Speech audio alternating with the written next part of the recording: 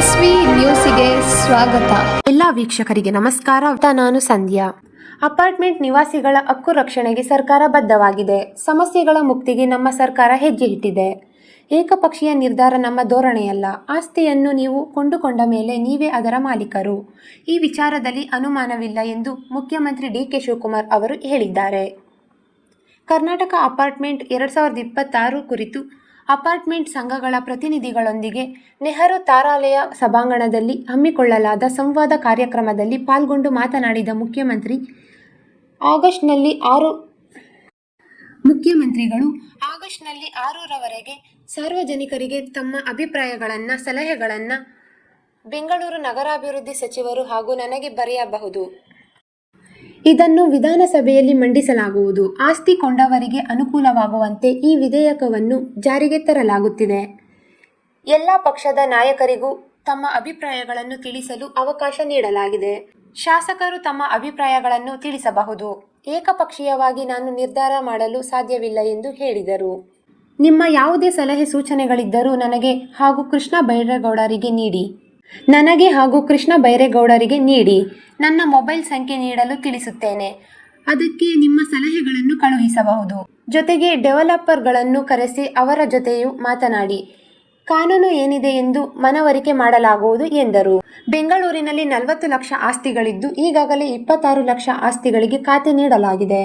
ಒಂದಷ್ಟು ಜನ ಕಾನೂನುಗಳನ್ನು ದುರುಪಯೋಗ ಮಾಡಿಕೊಳ್ಳುತ್ತಿದ್ದಾರೆ. 3 ಮಹಡಿಗಳಿಗೆ ಅನುಮತಿ ಪಡೆದು 5 ಮಹಡಿಗಳನ್ನು ನಿರ್ಮಾಣ ಮಾಡಿದ್ದಾರೆ. ಹೆಚ್ಚಿನವರು ಪ್ರಾಮಾಣಿಕರಿದ್ದು ಅವರು ಕಾನೂನಿನ ಅಡಿ ಕೆಲಸ ಮಾಡಿದ್ದಾರೆ ಎಂದು ಹೇಳಿದರು. ದೊಡ್ಡ ದೊಡ್ಡ ಬಿಲ್ಡರ್ಗಳ ವಿಚಾರಕ್ಕಿಂತ ಸಣ್ಣ ಪುಟ್ಟ ಬಿಲ್ಡರ್ಗಳು 60, 80 ಅಥವಾ ಕಂದಾಯ ಭೂಮಿಯಲ್ಲಿ ಕಟ್ಟಡ ನಿರ್ಮಾಣ ಮಾಡಿ ಕಾನೂನು ಮುರಿಯುತ್ತಾರೆ. ಅದರ ಗುಣಮಟ್ಟ ಕೂಡ ಸರಿಯಾಗಿರುವುದಿಲ್ಲ ಎಂದರು. ಒಮ್ಮೆ ಅಪಾರ್ಟ್ಮೆಂಟ್ ನಿವಾಸಿಗಳಾದ ಮೇಲೆ ಒಪ್ಪಂದ ಮಾಡಿಕೊಳ್ಳುವಾಗಲೇ ಒಂದು ರೀತಿ, ನೋಂದಣಿ ಮಾಡಿಕೊಳ್ಳುವಾಗಲೇ ಇನ್ನೊಂದು ರೀತಿ, ಮನೆ ಸಿಕ್ಕ ಮೇಲೆಯೇ ಮತ್ತೊಂದು ರೀತಿಯಾಗಿ ಬದಲಾವಣೆ ಆಗುವುದು ನೋಡಿ ನನಗೆ ಬೇಸರವಾಗಿದೆ. ಅಪಾರ್ಟ್ಮೆಂಟ್ ಅಸೋಸಿಯೇಷನ್ ಅಲ್ಲಿ ಒಂದಿಬ್ಬರು ತಕರಾರು ಗಿರಾಕಿಗಳು ಸೇರಿಕೊಂಡು ತೊಂದರೆ ತೊಡಕುಗಳನ್ನು ನೀಡುವುದೇ ಅವರ ಕೆಲಸವಾಗುತ್ತದೆ. ಉದಾಹರಣೆಗೆ, ನನ್ನ ಅಪಾರ್ಟ್ಮೆಂಟ್ ಅಲ್ಲಿ ನನ್ನ ಹೆಸರಿಗೆ ನೋಂದಣಿ ಮಾಡಿಕೊಳ್ಳುವ ಮೊದಲೇ ನನ್ನ ಹೆಸರನ್ನು ನೋಟಿಸ್ ಬೋರ್ಡ್ ಅಲ್ಲಿ ಹಾಕಿದ್ದರು. ಬೆನ್ನಿಗಾನಹಳ್ಳಿಯಲ್ಲೂ ಇದೇ ರೀತಿ ನನಗೆ ಮಾಡಿದ್ದರು. ಒಳಗೆ ನನ್ನನ್ನು ಬಿಡುವುದಿಲ್ಲ ಎಂದು ಹೇಳಿದ್ದರು. ಇಂತಹ ಅಪಾರ್ಟ್ಮೆಂಟ್ ಅಸೋಸಿಯೇಷನ್ಗಳು ಇಲ್ಲಿವೆ ಎಂದರು.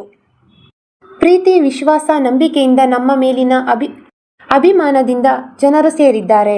ಕಳೆದ ಬಾರಿ ಒಬ್ಬರು ನನಗೆ ಹೇಳಿದ್ದರು, ನೀವು ಒಂದಷ್ಟು ನಿಯಮಗಳನ್ನು ನೀವು ಮಾಡದೇ ಇದ್ದರೆ ಮುಂದಿನ ಚುನಾವಣೆಯಲ್ಲಿ ನಿಮಗೆ ಬುದ್ಧಿ ಕಲಿಸುತ್ತೇವೆ ಎಂದಿದ್ದರು. ಬುದ್ಧಿ ಕಲಿಸೋದು ಎಂದರೆ ಏನು? ಜನರಿಗೆ ಸಹಾಯ ಮಾಡಬೇಕು ಎಂದು ಭಗವಂತ ನಮಗೆ ಈ ಅವಕಾಶ ನೀಡಿದ್ದಾನೆ. ನಮ್ಮ ಪಕ್ಷ ಅವಕಾಶ ನೀಡಿದೆ. ಅದಕ್ಕೆ ನಾನು ಎಂದಿಗೂ ನಕಾರಾತ್ಮಕ ಅಂಶಗಳ ಬಗ್ಗೆ ಗಮನವನ್ನೇ ನೀಡುವುದಿಲ್ಲ. ಧನಾತ್ಮಕ ಚಿಂತನೆಗಳೇ ನನ್ನ ಶಕ್ತಿ ಎಂದರು. ಜನರು ಕಷ್ಟಪಟ್ಟು ತಮ್ಮ ಉಳಿತಾಯ ಸೇರಿಸಿ ತಲೆ ಮೇಲೆ ಸೂರು ಮಾಡಿಕೊಂಡಿರುತ್ತಾರೆ.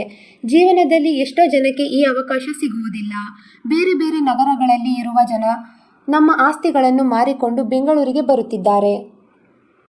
ಅಪಾರ್ಟ್ಮೆಂಟ್ ನಿವಾಸಿಗಳು ರಾಜಕೀಯವಾಗಿ ಒಂದಷ್ಟು ವಿರೋಧಾಭಾಸ ಉಂಟಾಗಿ ಆಗಾಗ್ಗೆ ಹೆಚ್ಚು ಕಡಿಮೆ ಮಾಡುತ್ತೀರಿ. ಆದರೂ ನಿಮ್ಮ ಬಗ್ಗೆ ನನಗೆ ನಂಬಿಕೆ ಇದೆ.